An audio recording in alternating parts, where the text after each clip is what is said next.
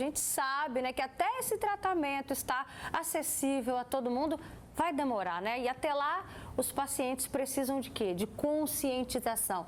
Precisa tratar e tratar certo. Vem cá, participa com a gente. Aqui no nosso estúdio, eu recebo a doutora Sabrina França, obrigada, endocrinologista, para tirar todas as dúvidas aqui dos nossos telespectadores e também dos nossos convidados aqui de hoje. Obrigada, doutora. Boa tarde, viu? A gente também recebe aqui, ó, o senhor Paulo Roberto, boa tarde, seja bem-vindo.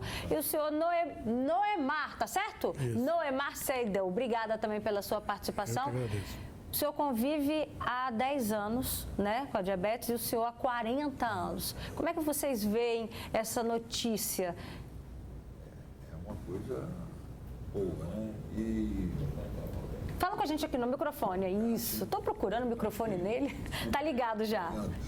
Eu vejo assim que é muito bom, né? A gente está divulgando, a imprensa está divulgando, as pessoas começam a tomar um pouquinho mais de consciência, porque é uma situação que é silenciosa, né? Às vezes você tem o problema e não sabe. E se você não faz os seus exames periódicos, acompanha... E foi assim com o senhor? O senhor não sabia? Foi. Não sabia e descobri depois que aposentei em parte, né? Que a gente nunca para, né? Hoje eu leciono, mas já trabalhei em uma grande empresa e a gente fazia os periódicos e ia acompanhando, sempre está no controle. Mas depois que aposentei, a coisa modificou. Mas continuei fazendo os exames e foi aí que eu descobri. Assim, de uma hora para outra subiu muito. Eu fui numa endocrinologista e ela me orientou e começamos a tratar, passou medicações. Eu tenho controlado com medicação, mas eu confesso que é muito difícil. E a gente não pode desistir. É medicação, atividade física, a reeducação alimentar, né? A gente tem que atuar de todas as frentes. Perfeito. E o senhor Noemar, como é que o senhor vê essa boa notícia? Ele já está microfonado já. Obrigada pela gentileza. Como é que o senhor vê esse avanço da medicina? O senhor que há 40 anos tem que lidar aí com a diabetes tipo 2. É uma esperança, né? O início da diabetes geralmente não é percebida. E com o tempo você vai tendo os efeitos dela. E eu, por exemplo, descobri que tinha diabetes quando minha primeira filha nasceu. E aí eu só fui ver quando já tinha evoluído, né? Então é uma esperança. Agora tem que ver o método que eles vão usar. E o comprometimento maior da diabetes é a imunidade, que a imunidade baixa muito. Você fica suscetível a doenças. Então precisa ver como eles vão tratar e a metodologia que eles vão usar para poder realmente ter uma esperança concreta para resolver a questão. E aí, doutora, que sua visão, a sua experiência como endocrinologista tem a dizer sobre esse avanço da medicina? Como disseram eles, né, uma esperança, né, uma felicidade a gente ter uma notícia dessa. Na verdade, não é uma novidade. Em diabetes tipo 1 já existem, né, muitos estudos de transplante de ilhotas. As ilhotas são regiões do pâncreas que têm essas células betas produtoras de insulina, né? Mas tem que descobrir, o paciente ele descobre que tem diabetes tipo 1 e tem assim, um período muito curto para fazer esse transplante, senão, entre aspas, não pega, né? Então, não é um método tão bem sucedido assim.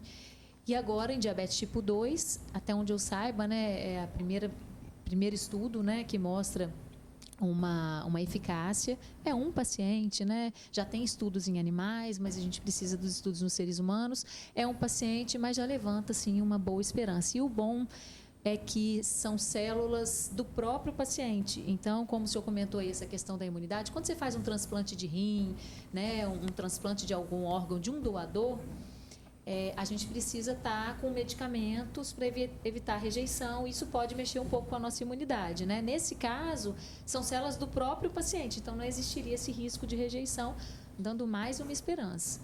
Agora, olha só, eu trouxe aqui dados interessantes que a diabetes tipo 2 começa a se tornar comum em pacientes a partir de 40 anos. E teve um aumento muito significativo, doutora, de mais de 56% entre 1990 e 2019. E numa faixa etária que chama atenção, de 15 a 39 anos. A gente está falando de uma parcela muito jovem. Assusta, não assusta? Demais. Esse paciente mesmo do estudo, ele tinha, se eu não me engano, 59 anos com mais de 20 anos de diabetes. Quer dizer, ele foi diagnosticado numa idade jovem, né? E cada vez mais caminha, Roberta, o diabetes tipo 2 é uma doença crônica e caminha junto com uma outra doença crônica que é a obesidade. Então, o nosso estilo de vida, infelizmente, né, as pessoas estão ganhando muito peso. No Brasil, metade da população está acima do peso. Né? Quase 30% já tem uma classificação de obesidade. Nos Estados Unidos, metade já é considerado obeso. Então, o diabetes acaba aparecendo pela fisiopatologia, pela questão da resistência insulínica e tudo mais, acaba aparecendo junto.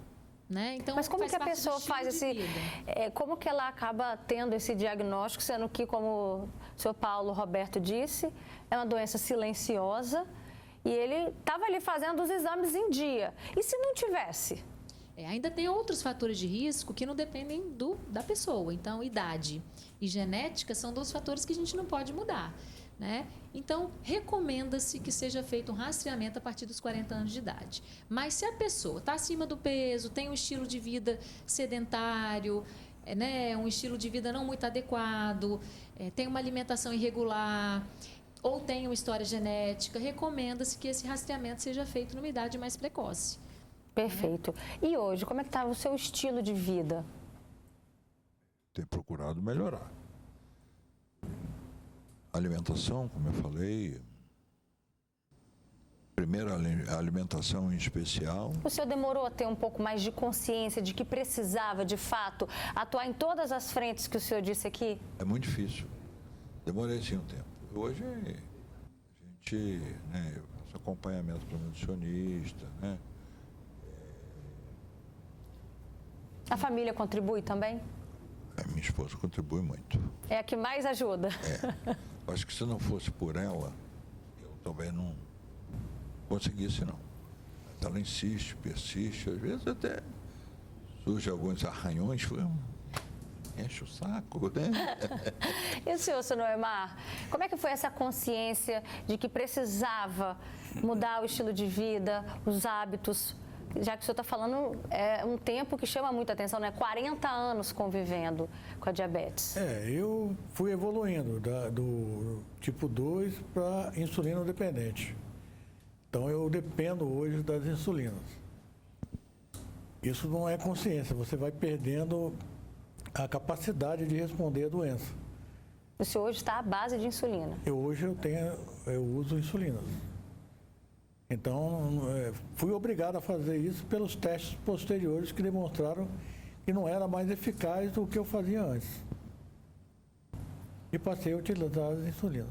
Mas, junto com a insulina, não pode abrir mão também daquelas receitinhas mágicas, doutora? Atividade, alimentação. Hoje a gente tem, né, muitas novidades no tratamento de diabetes. Então, mesmo o paciente que já usa insulina, por que o diabético tipo 2 precisa de usar pode precisar usar em algum momento a insulina? Porque o pâncreas, a gente fala muito de órgãos nobres, cérebro, coração, mas as células beta do pâncreas, elas também são nobres. Por quê? A partir do momento que elas entrarem em falência, que elas foram destruídas, elas não se regeneram.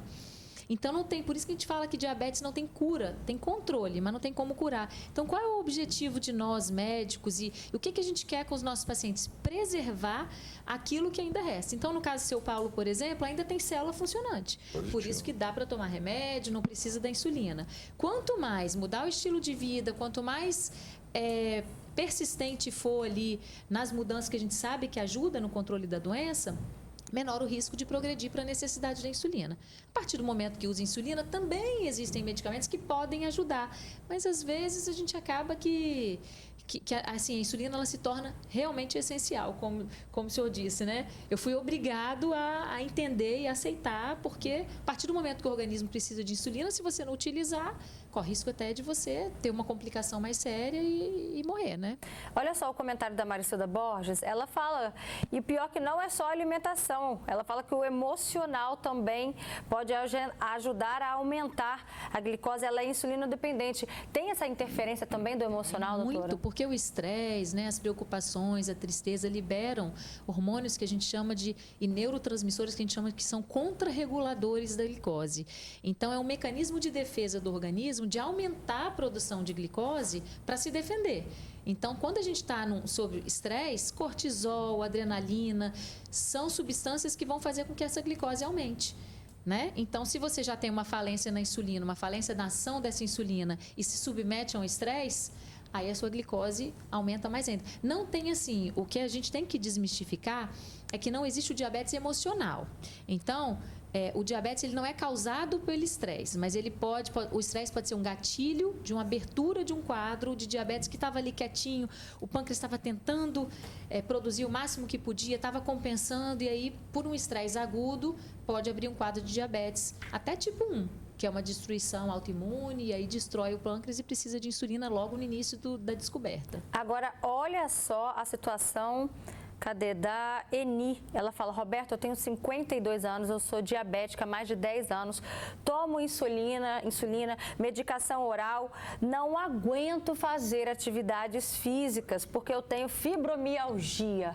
E aí, doutora, como solucionar isso? O exercício, a gente costuma dizer, eu sempre falo que exercício é remédio para tudo. No caso do diabetes, é um grande aliado, é um grande remédio. Você consegue diminuir dose de comprimido, diminuir dose de insulina, suspender, às vezes, alguma medicação, quando você faz um exercício regular.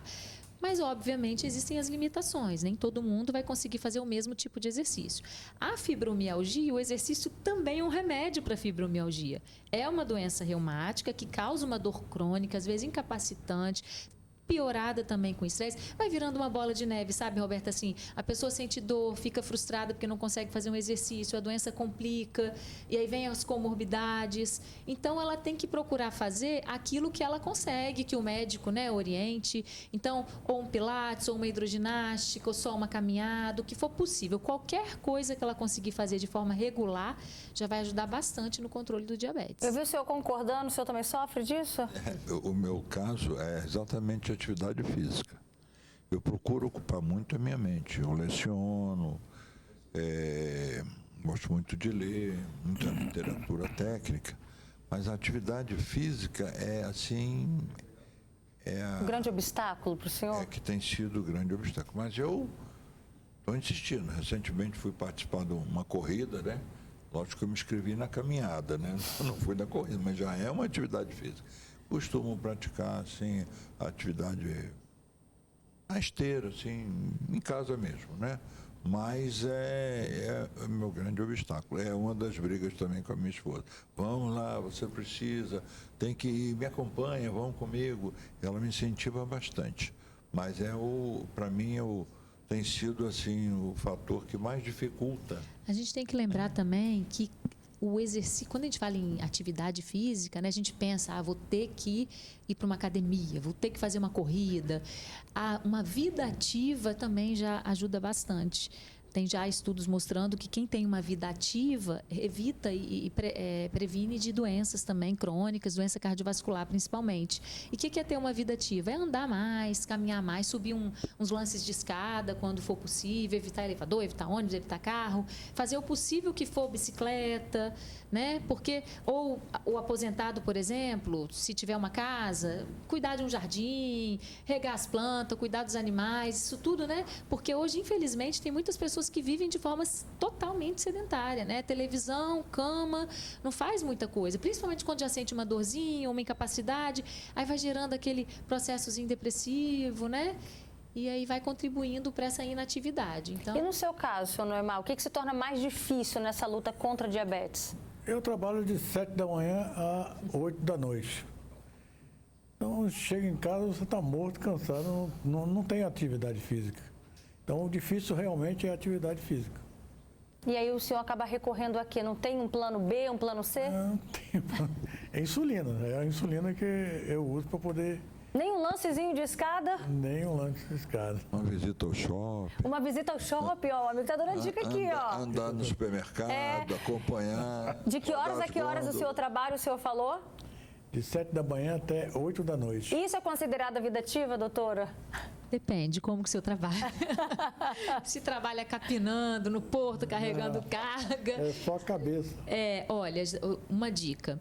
Durante o trabalho, se o senhor trabalhar muito sentado, o senhor pode botar o relógio para despertar pelo menos a cada 2 horas e levantar. E levantar e ficar uns 5 minutinhos em pé, levantar e ir até ali tomar uma água, porque a gente precisa. E toda vez que tomar muita água vai dar vontade de ir no banheiro. Então já é isso também já ajuda.